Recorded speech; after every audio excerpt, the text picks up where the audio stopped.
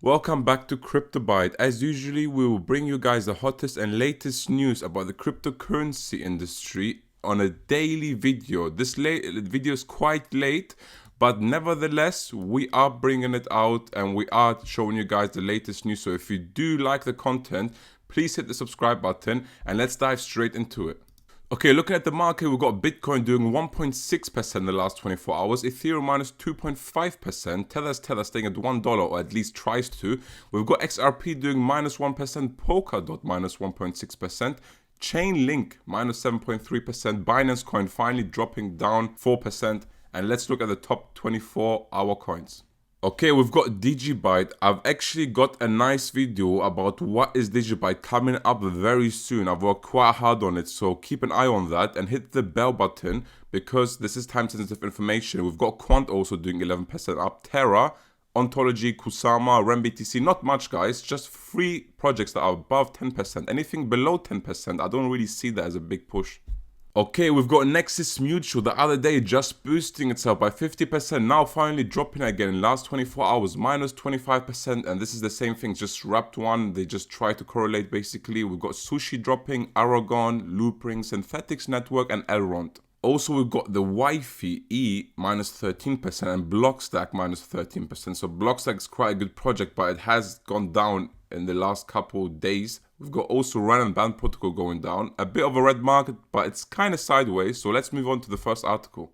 Okay, we've got Tezos becoming a favorite to power the digital euro. Okay, and blockchain platform Tezos has been chosen for the French central bank's digital currency trials, and it's one of the first in Europe. And the experiment is one of the first in Europe, as I told you before, with France determined to pip other European central banks to the post with the working CBDC. So we know France always want to be the first in line when it comes to money, currency, all that kind of stuff. For you guys who don't know what Tezos is a decentralized public blockchain with features including on-chain governance, a consensus algorithm based on proof of stake, and the ability to formally verify smart contracts.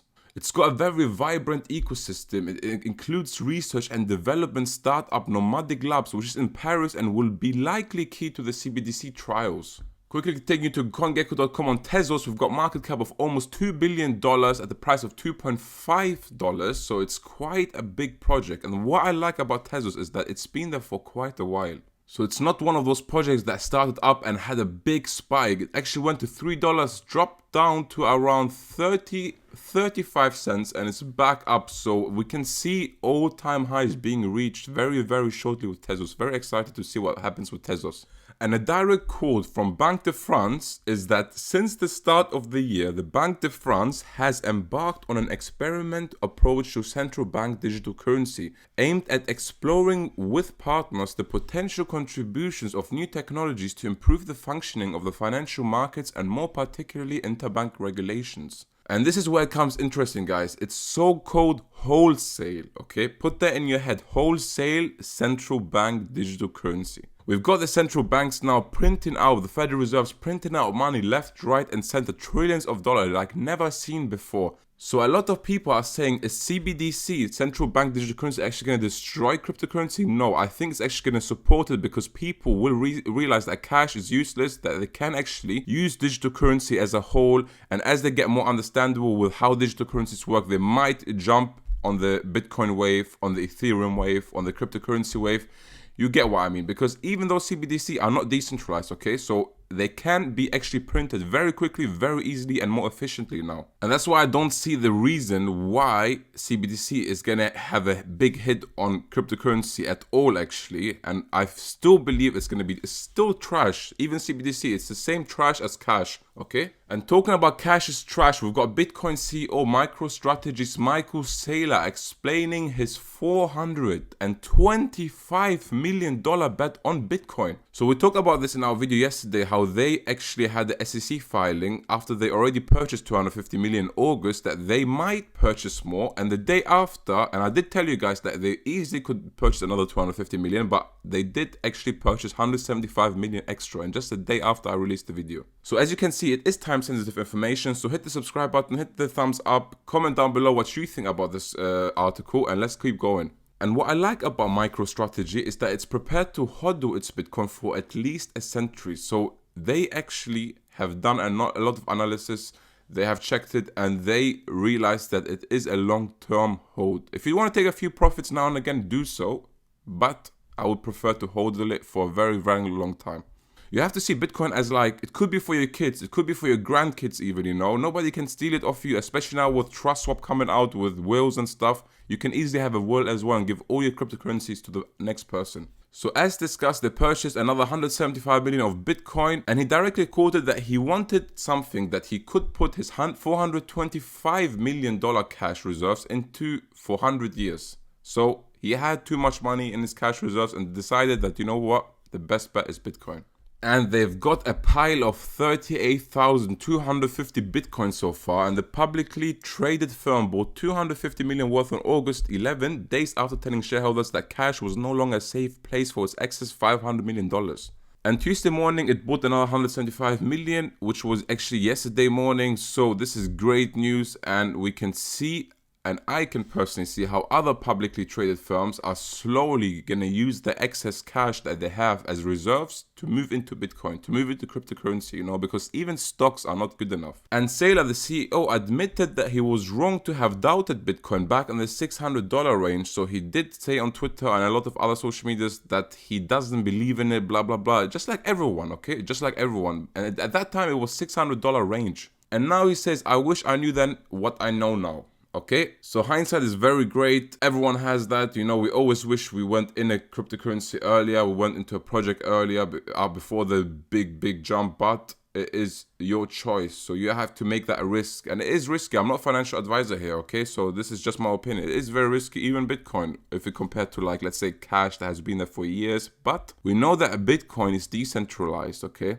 We know that it's censorship resistance, okay? We know that there's going to be a circulating supply of $21 million, and it gets cut every 4 years in half. The mining process gets cut in half, which makes it actually the first cryptocurrency to be deflationary, okay? And it's been there for 10 years. So I see actually Bitcoin being a value of reserve, and slowly companies are going to adapt to it. And which companies? We've got companies like Apple and Google who park billions of excess capital in cash and leave it there for years. So imagine Apple or Google, one of them decides, you know what? Let's not keep our cash. We don't believe in it. Let's move it into Bitcoin. We've got also billions of cash just moving that into Bitcoin. And that's just talking about one of the top companies. We've also got Amazon. We've got a lot of small companies. So it doesn't have to be big companies. We've got a lot of $1 million companies just sitting there with cash. So let's see what happens and let's move on. We've got Russia's largest bank joining blockchain trade finance platform. And the bank is the Swiss arm of Russia's. And it is the largest bank in Russia that has joined a blockchain-based platform for commodity trade finance. So, okay, commodity trade finance, and it is Comgo. So Comgo is a decentralized trade financing startup that is developing a commodity trade finance platform based on the Ethereum blockchain.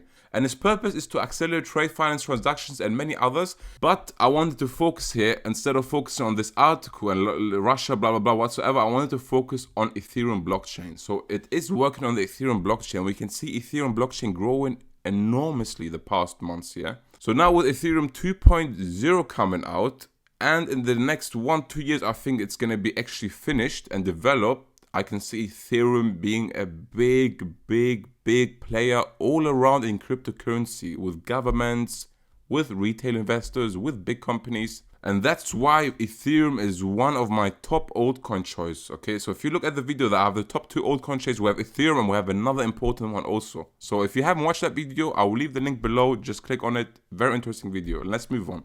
Alright, the last 2 articles before we finish up here is Bitcoin decentralized? And researchers are cautiously optimistic, okay? The promise of Bitcoin as a censorship-resistant magic internet money comes from its ability to remain decentralized. But does it live up to that promise? Let's look at that. And we've got Bitcoin as a whole, all about decentralization. We know there are no banks, no governments, neither. The entire thing is hosted across an international network of computers, and their operators are anonymous, and anyone can fork the open source project to create their own at any time. So we know all of that. We know Bitcoin is an open project that anyone can just take, copy, paste, whatever you want to do with it. But Bitcoin is the first one, and that's where the value comes in place.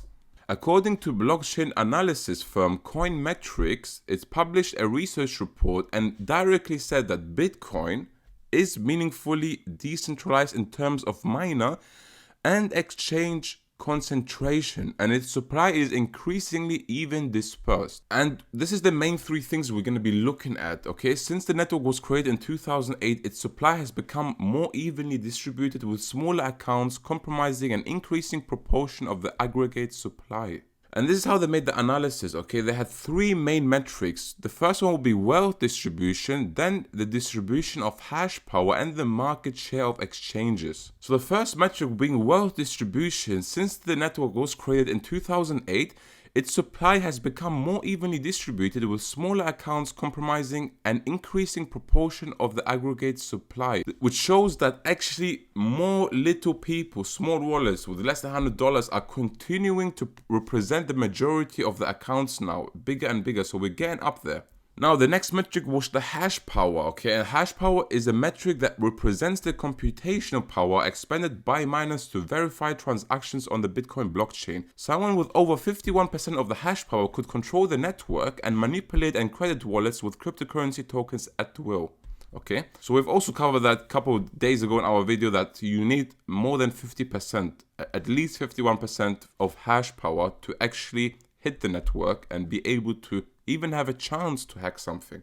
But even a rational, well-resourced mining pool could have difficulty coordinating a 51% attack, since miners could leave the pool if the operator decided to attack the network.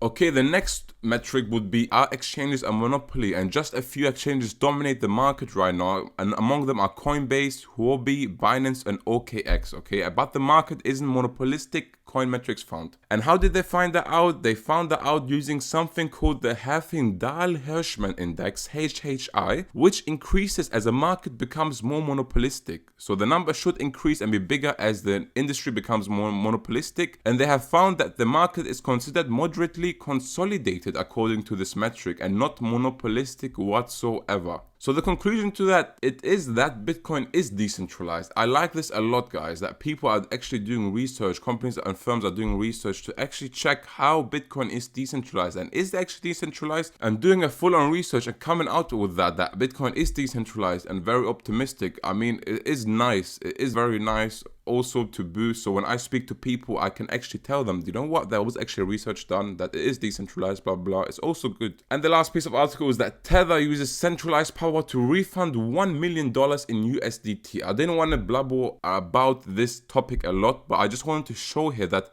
centralization can be useful sometimes. The $1 million was lost after a group of anonymous Chinese DeFi users sent the funds to a contract address associated with Swerve Finance, a recent clone of Curve Finance intended to launch and operate with a more equitable token distribution. So decentralization all the way, but I also wanted to show that centralization can be good if the power is actually not abused and being used in the right way. And just before finishing off, we've got almost total value locked up being 9 billion again. Okay, so I hope this was very useful information for you guys. I hope you like the content. Please subscribe. It's a new channel, so you would do me a big favor. I like doing this on a daily basis. I do my research already, and I'm just doing this to kind of share this with you, give you my opinion. I'm not a financial advisor. I just want you guys to have a bit more information, more news, and I hope anything I say can be used actually. And I'll see you guys tomorrow again, okay? Actually, no. I'll see you guys tonight because this video came out quite late, so I'm gonna do 2 videos for you guys today, okay? See you later. Bye-bye.